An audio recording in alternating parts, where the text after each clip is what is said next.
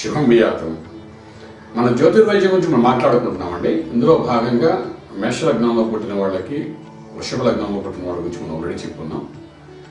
ఇప్పుడు మిథున లగ్నంలో పుట్టిన వాళ్ళకి, మిథున లగ్నంలో పుట్టే వాళ్ళకి 6వ స్థానం ఆరోగ్య స్థానం అనుకున్నప్పుడు ఏంటంటే మిథునం, కర్కాటకం, సింహం, కన్య, వృశ్చికం.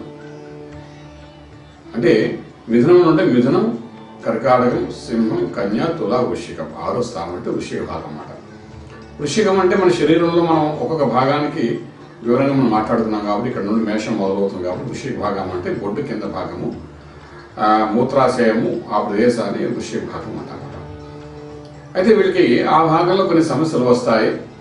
అంటే exit part of the body అంటే యూరినల్ ప్రాబ్లమ్స్, అదేవిధంగా మోషన్ ప్రాబ్లమ్స్, స్టోన్స్, పాయిల్స్ ఇలాంటివి అంటే ఎటువంటి సమస్యలు వచ్చే అవకాశం ఉంటున్నట్టు అనమాట.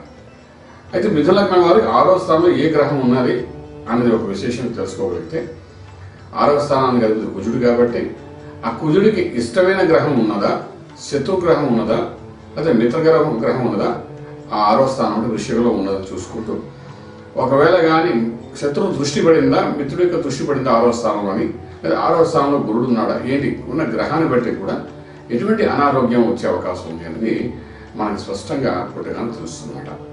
అయితే ఏంటంటే మనం పుట్టగానే ఇవన్నీ చూసుకునే అవకాశం ఉండదు. ఎందుకంటే ఎక్కడో పుడతారు, మనిషి పుట్టిన తర్వాత వాళ్ళకి దీనికి సంబంధించి విజ్ఞానం తెలుసుకోవడానికి బోర్డు సమయం పట్టేస్తుంది. తల్లిదండ్రులు దాని గురించి ప్రత్యేకంగా అడగరు. ఆ పిల్లలు పుట్టగానే జాతకం వేస్తారు, వేసిన తర్వాత బాలారిష్టాలు ఉన్నాయో చూస్తారే తప్ప మిగిలిన విషయాలని పెద్దగా పట్టించుకుని అడగనమాట. తండ్రి కలిసి వస్తుందా, తల్లి కలిసి వస్తుందా, అదృష్టవంతుడా, ఇటువంటి యోగాలు ఇవన్నీ మాట్లాడతారు తప్ప ఆరోగ్య విషయం గురించి ఎక్కువగా మాట్లాడరు. పుట్టిన పిల్లల గురించి ఆరోగ్యం గురించి మాట్లాడాలంటే కూడా కొంచెం అశుభంగా భావిస్తారు. పుట్టగానే వాడు ఏంటి అనారోగ్యాల గురించి మాట్లాడుతున్నారు.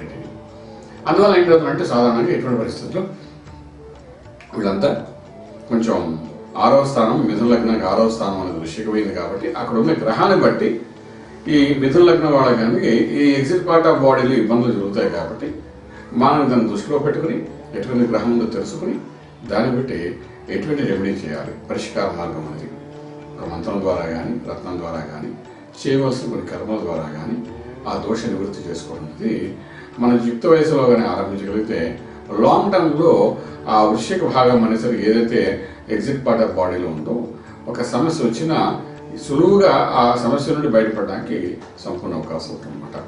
అయితే ఇదంతా మనం ఇప్పుడున్న ఈ ఎపిసోడ్ చూసిన తర్వాత కూడా పరిశీలించడానికి వెళ్ళడానికి ప్రయత్నం చేయగలిగితే కూడా డెఫినెట్గా దానికి ఒక సొల్యూషన్ కనబడుతుంది.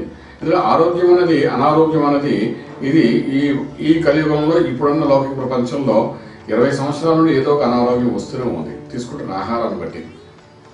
అంచేత అనారోగ్యాన్ని ఒక దృష్టిలో ఆల్రెడీ పెట్టుకుని ఉంటాడు వ్యక్తి.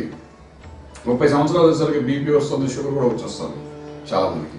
యుక్త వయసు పూర్వకాలంలో 80, 70, 60 దాటిన తర్వాత కొంతవరకు బ్లడ్ ప్రెషర్స్ వచ్చేది, అంతవరకు వచ్చేదే కాదు. ఇది ఎందుకు జరుగుతుంది అంటే ఇప్పుడు తీసుకుంటున్న ఆహార నియమాల ప్రకారం అన్నీ జరుగుతాయి.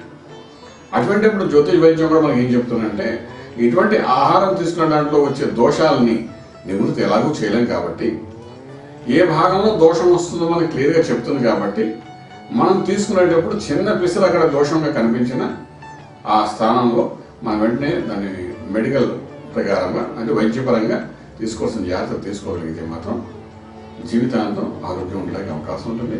రాజమార్గంలో రాజ్యం పొందే అవకాశం ఉంటుంది.